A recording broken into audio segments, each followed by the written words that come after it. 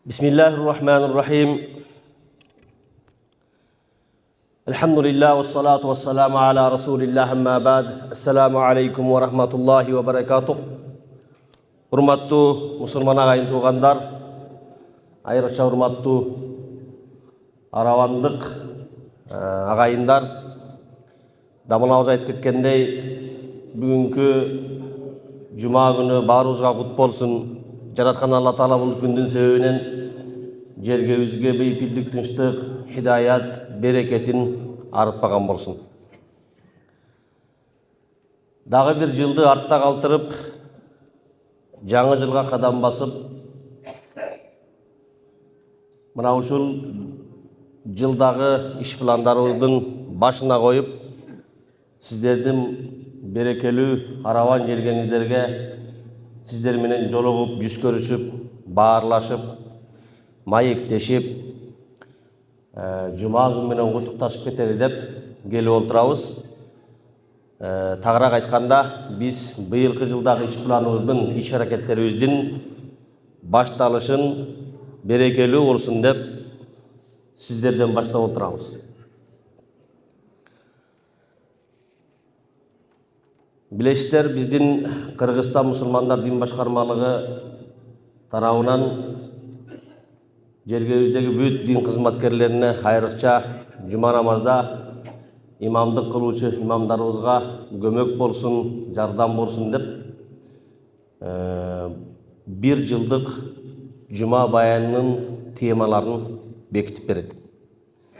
Анан өлкөбүз боюнча баардык жума кылуучу мешиттерде имамдар елге бирдиктүү хутба жасашат. Тагыраак айтканда, Кыргызстандын кайсы жерине барбаңыз, жума күнү ошол мешитте муфтият тарабынан бекитип берилген теманын алкагында ар бир имам дамлабыз өзүнүн жөндөмүнө, илим билимине жана башка дараметине карап элге баяндама жасап берет.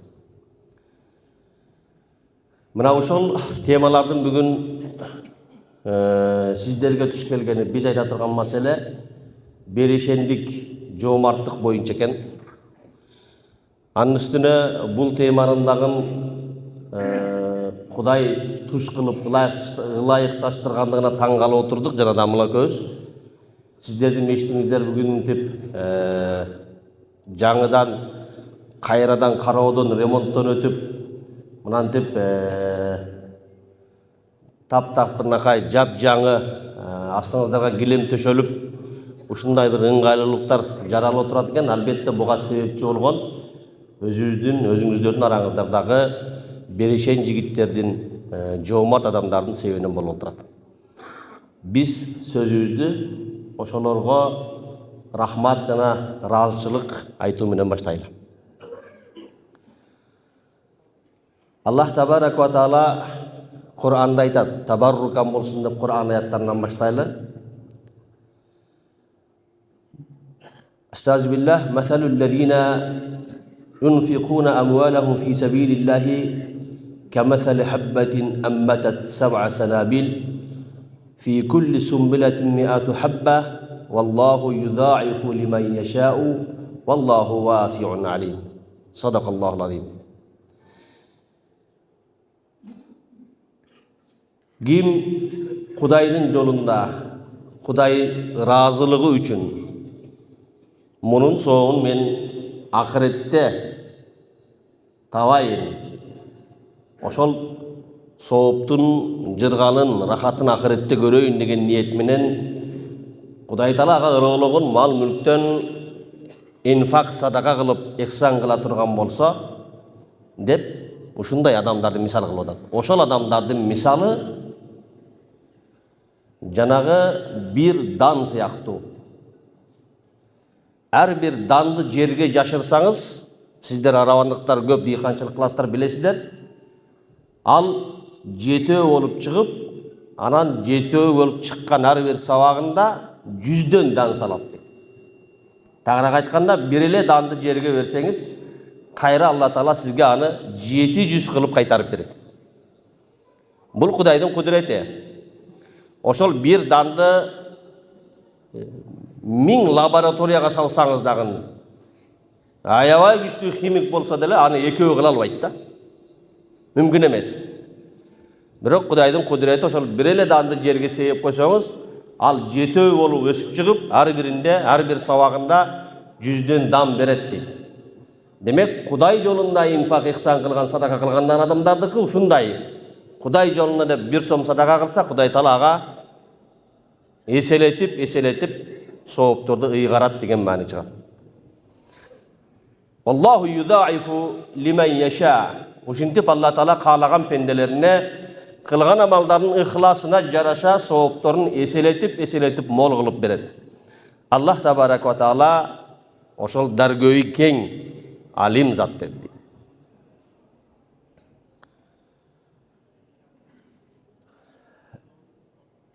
الذين ينفقون أموالهم بالليل والنهار سرا وعلانية فلهم أجرهم عند ربهم فلا خوف عليهم ولا هم يحزنون صدق الله العظيم. Ошондой эле күнү түнү малын купуя түрдө деле, ашкере түрдө деле малын сарптаган адамдардын Кудай алдындагы сообу билип койгула, аларга ошол кыямат күнү эч кандай коркунуч жана эч кандай бир кайгы болбойт деди. Сиз бирөөнүн астына барарда кооптонуп барасыз. Ал ким болсун, башка жетекчи болсун, сизди чакырып калса, неге чакырды экен, тынчылык бекен деги. Буга чейин бир нерсе кылып койбодум бекен деп күдүктөнүп, ойлонуп, иши кылып тынч эле болсун да, урушпасын деп канчалаган бир кайгы капа менен барасыз. Эми биз чыныгы мусулмандар кайгылана турган, капалана турган, ойлоно турган нерсебиз ошол кыямат күнү боло турган абал болуш керек. Биз баарыбыз кыямат күндөн коркушубуз керек. Эртең эсебибиз кандай болот? Кудай даасына барып жооп берип атканда эмне дээр экенмин? Тигил бул күнөөлөрүмдү мойнума коюп койсо кандай жооп берет экенмин деп коркот адам. Айтып атат мына ушул аятта Алла Таала, ким ошол өзүнүн мал мүлкүнөн ашкере болсун, купуя болсун, кайсы жол менен болсо да жакыр муктаждарга таратып садака кылып жүргөн болсо, билип алгын анын эң чоң сообу Кудай алдындагы сообу. Ал коркпойт кыяматта деди. Кудай Таала анын жүрөгүнө коркунучту сууруп салат деди. Берешендик өзү инсандын эң жакшы сапаттарынан болуп, кулк мүнөздөрүнөн болуп саналат. Берешен, жоомарт дейбиз, туурабы? Сахи деп айтылат арабчада. Мына ушул сыпат инсанды аябай көкөлөтүүчү, даражасын деңгээлин бийиктерге алып чыгуучу сапат болуп саналат. Пайгамбарыбыз Мухаммад саллаллаху алейхи ва салламда да мына ушул сапат баралына жеткен болчу. Пайгамбарыбыздай кол ачык зат болгон эмес өзү. Пайгамбарыбыз саллаллаху алейхи ва саллам билесиздер, жаратылуу деле мал мүлкү болгон эмес. Азыркыдай эле бир заңгыратып бир салынган үй деле болгон эмес. Ошол камыштан токулган бөйрө деле жатып жүргөн. Жатканда ошол камыштын жанагы эмелери бооруна өтүп бизи түшүп калат деген хадистер да бар. Пайгамбарыбыз саллаллаху алейхи ва саллам ашка калган күндөрү да болгон. Бүгүн жешке тамагыңар барбы деп аялдарынан сураса, жок десе, анда мен орозо кармаймын деп орозо кармаган. Өзүнүн абалы ушундай болсо деле башкаларга аябай сонун өрнөк үлгү болуш үчүн Кудай Тааладан жиберилген зат болгондуктан жоомарттыкта да, берешендикте да үммөттөрүнө, сахабаларына өтө жакшы үлгү калтырган. Билесиздер, а киши пайгамбар болуу менен биргеликте ошол бүтүндөй мусулмандарды башкарып турган падышанын деле ролун аткарган ошондо. Зекет, үшүр, садага, же болбосо жанагы кайры диндерден жизия сыяктуу, салык сыяктуу кичине бир мал мүлк бирдемкелер байтул малга, казынага келип түшүп турган. Анас ибн Малик радияллаху анху риваят кылган бир хадисте мындай деп келет. Инна Расулуллах саллаллаху алейхи ва саллям лам якун юсалу шай'ан алал ислам илля а'таху. Пайғамбарыбыз саллаллаху алейхи ва салламдан исламды ортаға қойып, ислам үшін деп бір нәрсе сұралса, қолында барын беріп салшы дейді да. Фаатаху ражулун фасаалаху фаамара лаху бишаин касирин байна жабалайн. Bir kişi gelip Peygamberden üşüntüp bir nese suradı. Tağırak aytқанда, ошол bir nese berseniz men dindi kabul alam degендей bir kıyıtı aytты.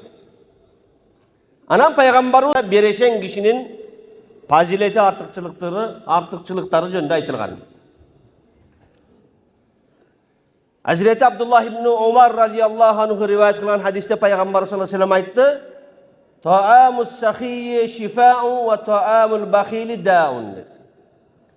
Sahiy kolaçık adamdın bergen tamağı dava bolot. Bakıl saran adamdın bergen tamağı dart bolot. Kayra alsağa uğru bolot dedi. Abdullah ibn Mas'ud radıyallahu anhu rivayet kılan hadiste Peygamber sallallahu aleyhi ve sellem aytadi. Tacafu an dambis sahiyye فَاِنَّ اللّٰهَ آخِذٌ بِيَدِهِ كُلَّمَا عُثِرَ. Cömert kişinin biraz azmaz kılgan kata kemçiliklerin geçiviyle.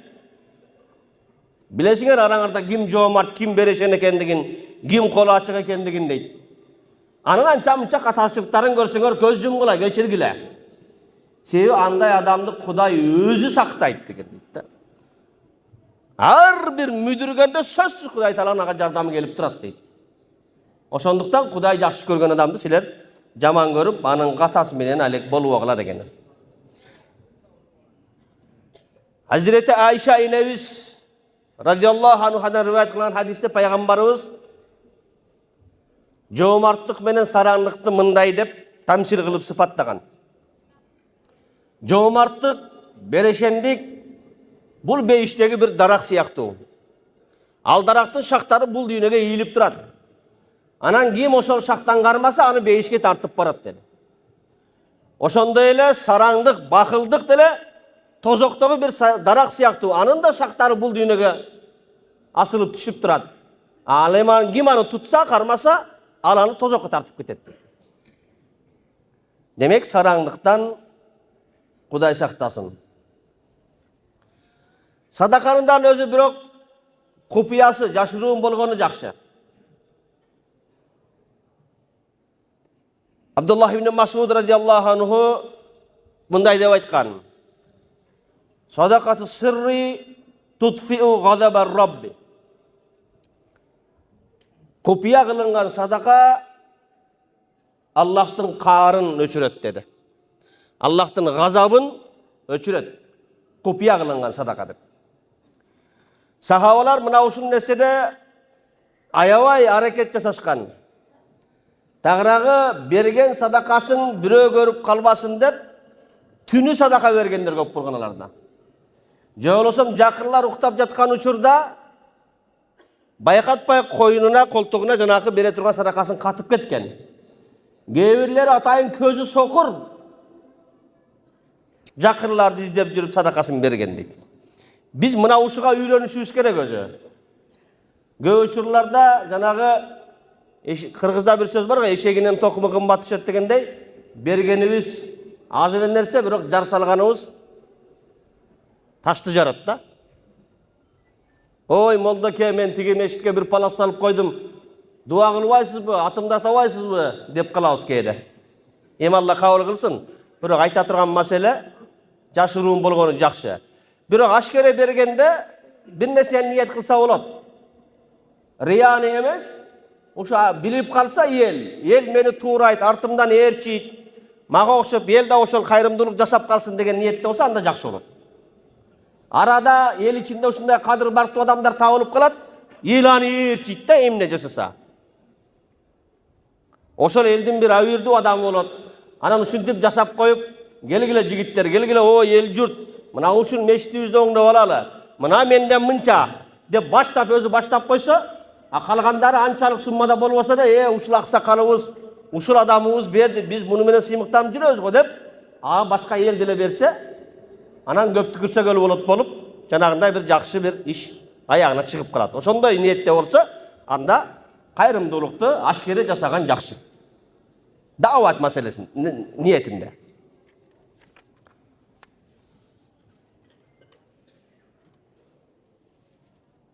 Vakil İbni Muhammed деген адам Al-Waki деген bir çoğun alım bolğan oşonda rivayet kılat. Bul kişinin atası o wagында Harun ar-Raşid'in sarayında kazı olup turgan deydi. Oşol kişi aytıp beret dedi. Atam baga aytıp bergen, özü aytıp bergen aytuşuna karaganda oşol sadaka kılı verip kayra karızga batıp ketken eken atası. Karızı uşunçalık көбөйгөндүктөн төлөштүн мүмкүнчүлүгү болбой калды дейт. Анан ошол учурдагы Ma'mun деген халифага барат, арыз жазып. Ошол Харун ар-Рашиддин баласы болот ал, Ma'mun. Урматтуу халифа, урматтуу падыша, мен ушинтип финансылык каражат жактан кыйналып калдым. Карызым ушундай деген арыз жазып анан халифага барат. Анан халифанын арызын окуп көрүп, арызы жазылган кагаздын артына жазат дейт. Жазып койгон дейт. Кийин чыккандан кийин атасы окутпайбы? Сенде берешендик жана хая барлыгын билемин. Ошондуктан сен ушул абалга түшүп отурасың. Анан ушул карызга батып калган абалыңды бирөөгө айтыштан да хая кылып уялып атасың. Бирок мага келгениңе рахмат. Сага 100.000 дирхам беремин. Ошого буйрук бердим, беришет сага. Эгер менин сен жөнүндө ойлогон пикирим туура болсо, мындан кийин да ошол берешендигиңди уланта бергин деди. Себеби мен сени ушул абалга берешендигиңден түштү деп ойлоп отурам деди да. Жок, эгер андай болбосо, анда өзүң бил деди. Мен сага өзүң мага үйрөткөн bir hadisти айтайын деп халифа жазган экен. Себеби халифанын баласы болгон, бул казы болуп жүргөндө жанагы халифанын баласына хадис үйрөткөн экен ошо киши. Анас ибн Малик деген сахаба риваят кылган экен, пайгамбар айткан, Зубайр ибн Аввам деген bir сахаба болгон, ошо кишиге айткан экен пайгамбарыбыз. Я Зубайр, إن مفاتيح الرزق بإزاء العرش ينزل الله للعباد أرزاقهم على قدر نفقاتهم فمن كثر كثر له ومن قلل قلل له. Ey Zubayr dedi Peygamberimiz sallallahu aleyhi ve sellem. Pendelerden rızkısının aşkısı arşta olur. Kim kançalık kolaşıklık kılıp sarptay turgan bolsa Allah Taalaga oşonçoluk көп rızkı berettir. Kim kançalık sarаңдык kıla turgan bolsa Allah Taala da anın rızkısını oşonçoluk kısat. Hurmatlı tuğanlar, biz musulmanlarda uşunday bir sezim boluş gerek. Kur'an ayatı menen aytılgan dalildir bolsa, Peygamberimiz sallallahu aleyhi ve sellem'in mına uşunday mübarek hadislerinden aytılgan dalildir bolsa, aga börkübüzde işenişimiz gerek.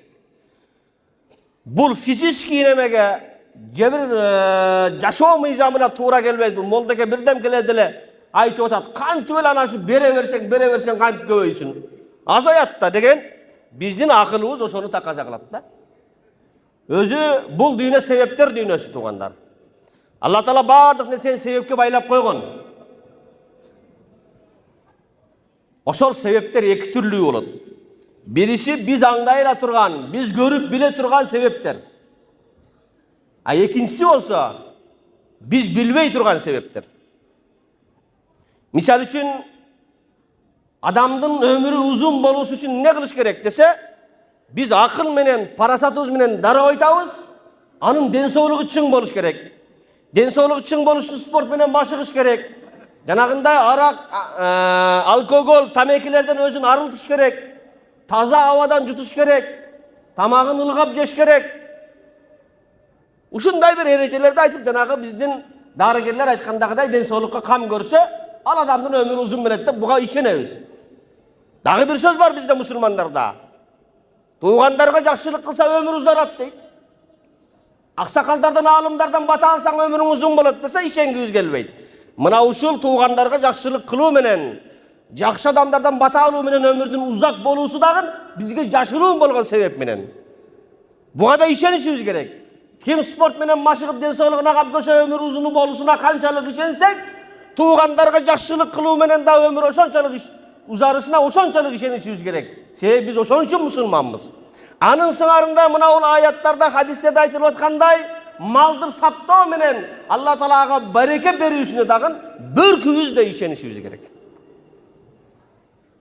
İşenişimiz gerek.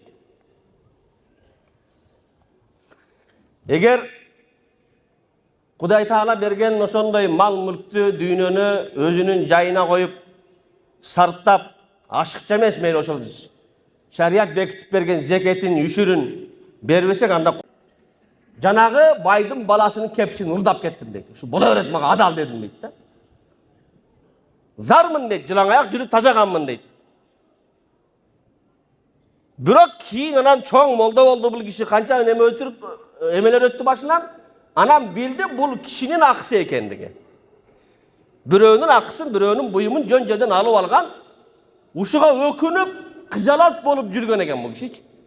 Uşunu kanday kılsam bolat, kantip ötösem bolat, kantip eşine kaytarsam bolat dep жүрgön deydi.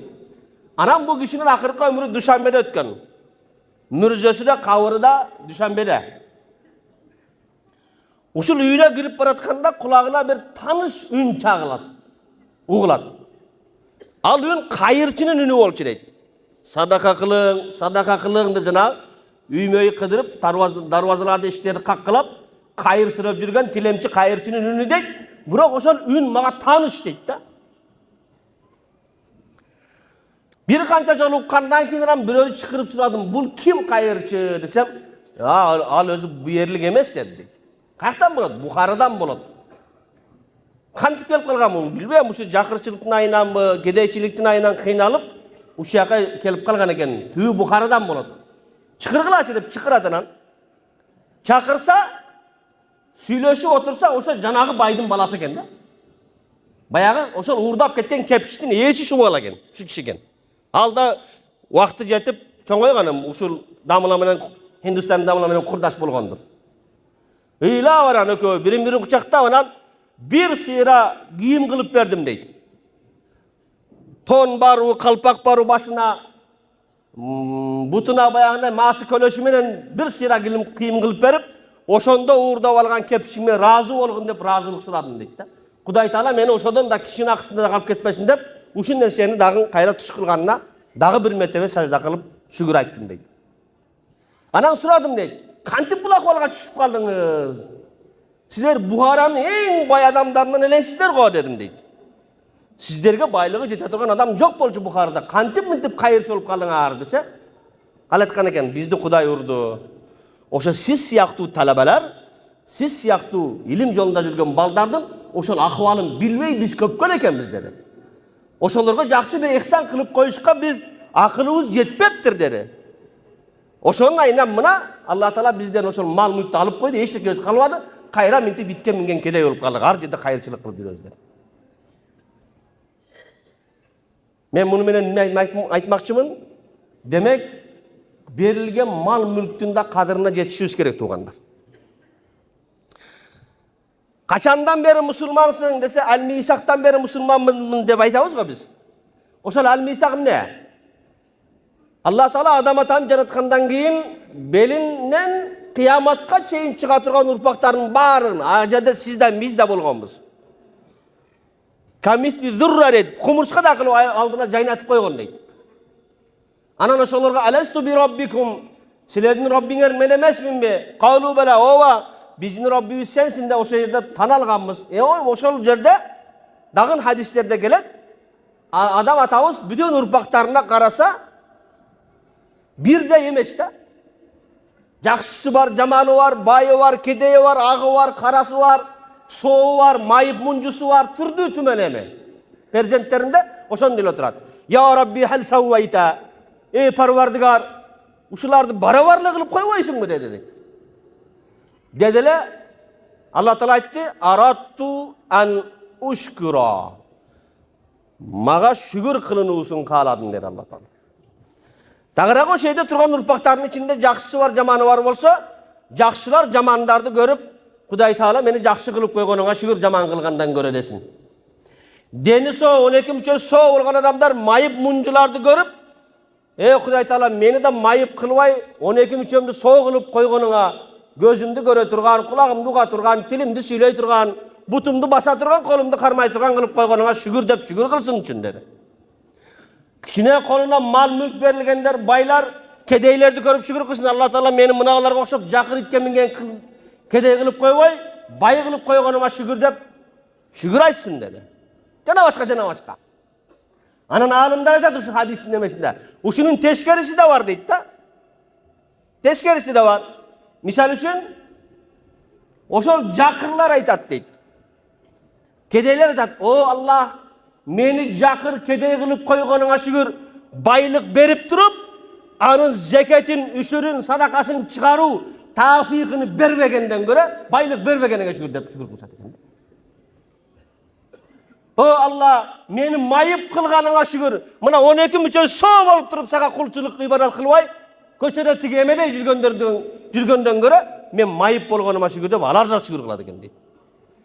Демек, биздин абалыбыздан начар абалдагы адамдар биздей болуп калуудан жийиркенбеш керек да. Кайчы ушунун байлыгынан басып жатат байлыкты, же өзү жебейт, же бирөөгө жедирбейт деген элдин пикири болбосун туган. Тарыхтан белгилүү канча адамдар ошол байлыгы менен, жомарттыгы менен атак тапкан, мына бүгүнгө чейин ошолордун кылган иштери, калтырып кеткен кайрымдуулуктары, куруп кеткен биналары өзү өтүп кетсе да, алар жашап, анын намайы аманына сооп катары барып атат. Андыктан туугандар, биз ден соолукту, мал мүлктү дегеле Кудай Тааладан берилген кандай гана неамат болбосун, анын кадырына баркына жетип, аны Кудай айткандай таризде иштетүүнүн тафигин, инсабын берсин. Жамандыктарынан Кудай Таала өзү сактасын демекчибиз. Эмне демекчибиз? Эми берешендик боюнча, жомарттык боюнча, кайрымдуулук боюнча айтып отурсак, кечке айтсак деле убакыт жетишсиз. Бирок ушул жарым саат аралыгында өтө зарыл терип айттык. Иншалла бул уккан нерселериңиздерди мурда уккан болсоңуздар деле кайрадан жаңыланып калсын, жаңадан уккандарга деле пайдасы тиет иши кылып, уккандар укпагандарга жеткириңиздер. Айтылган сөздөрдөн мындай кылыш керек экен деп жакшы тыянак чыгарууну ниет кылган болсоңуздар, Алла Таала ошол ниетиңиздерди жакшылык менен жүзөгө ашырсын дейбиз. Алла Таала жергебизде тынчтык болсун. Тынчтык берсин бизге. Тынчтык эле болсо баардык нерсе табылат, ошол кайрымдуулуктар да, берешендиктер да жасала берет. Демек, журтубузда тынчтык, бейпилдик, элибизде ынтымак, биримдик болсун демекчибиз. Ассаламу алейкум ва рахматуллахи ва баракатух.